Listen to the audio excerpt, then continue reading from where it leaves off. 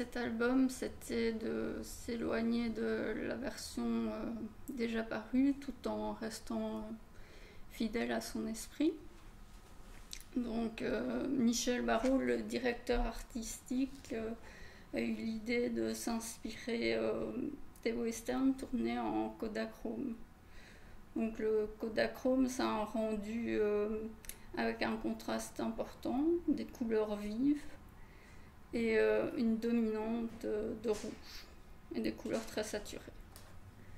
Donc nous avons donc créé une palette de couleurs unique pour cette nouvelle version colorisée. Les couleurs sont un peu plus rouges que dans Soviet. Disons que avant de faire la colorisation, je dois faire ce qu'on appelle nettoyer les planches. Donc ça a un peu enlevé toutes les petites imperfections qu'il y a sur le noir et blanc. C'est des petites taches en général, ou un trait à refermer. Mais on ne dénature pas le trait en faisant cela. Et au final, ta palette, elle comporte combien de nuances de couleurs sur un album comme ça, à la grosse louche, hein? Ça, c'est assez compliqué à dire.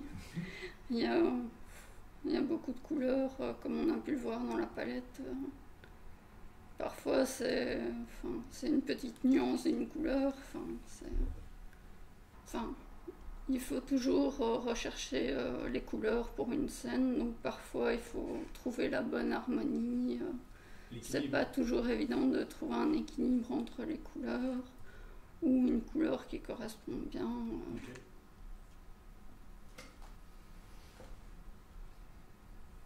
Il y a parfois ici dans l'Amérique, il y avait une planche avec de la fumée, où là j'ai dû repartir de la planche originale pour avoir vraiment le tracé de la fumée.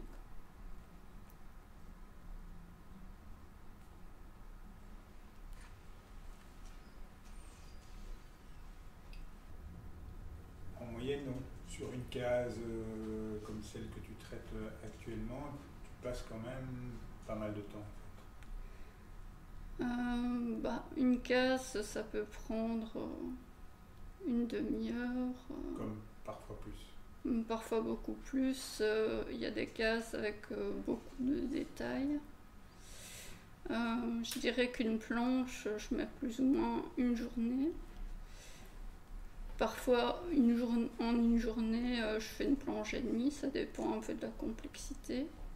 Et pour une planche plus complexe, ça peut prendre jusqu'à 2 jours. Et disons que Tintin, une fois que j'ai les couleurs, je n'ai plus qu'à réutiliser le décor, il évolue tout le long de l'album. Tintin a aussi différents costumes, mais bon, c'est moins... Donc on parle bien d'une colorisation faite main. Ouais. Tu travailles vraiment de manière artisanale, comme un menuisier avec son ciseau ou un peintre avec son pinceau. Oui, en fait, quand je fais la colorisation, j'ai toujours l'album déjà existant à côté de moi, comme ça je peux réinterpréter toutes les couleurs. Par exemple, ici, la chemise de Tintin est devenue rouge alors qu'à la base elle est bleue. Voilà, donc explique-nous un petit peu les trois stades là, que tu nous montres à l'écran. Donc ici, on a d'abord la planche originale avec les petits effets de fumée. Ensuite, je la mets en noir et blanc et je retravaille un peu le trait, les petits défauts éventuels à corriger. L'important, c'est de garder le trait tel quel, c'est pour ça qu'on part des planches originales. Donc c'est vraiment de retirer les petites imperfections ou de terminer un trait qui est un peu coupé. Voilà, on ne fait rien de plus. Quand j'ai terminé la colorisation, je fais une version muette. Donc je vide tous les phylactères du texte. Et comme ça, on peut faire des versions dans toutes les langues. Je pense que tu voulais nous montrer aussi un écran où on peut comparer avec cet album-là? Ouais.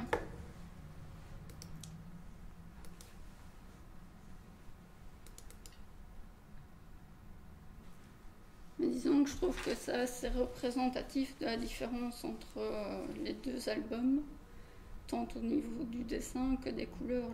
Le dessin est aussi totalement différent, et même le texte. Donc le lettrage sur la case de droite était à l'origine déjà dans la planche. Donc c'est Hergé qui le faisait lui-même à la main.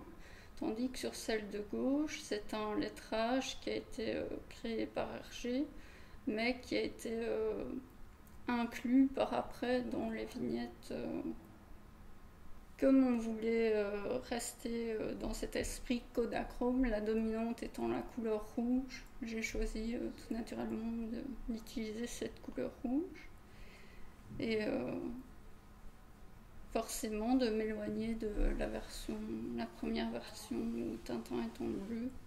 Donc il y a un double objectif, un choix artistique de départ, bien réfléchi, et aussi une nécessité de différenciation par rapport à l'album colorisé que l'on connaît. Donc ici, Nadège, tu nous dévoiles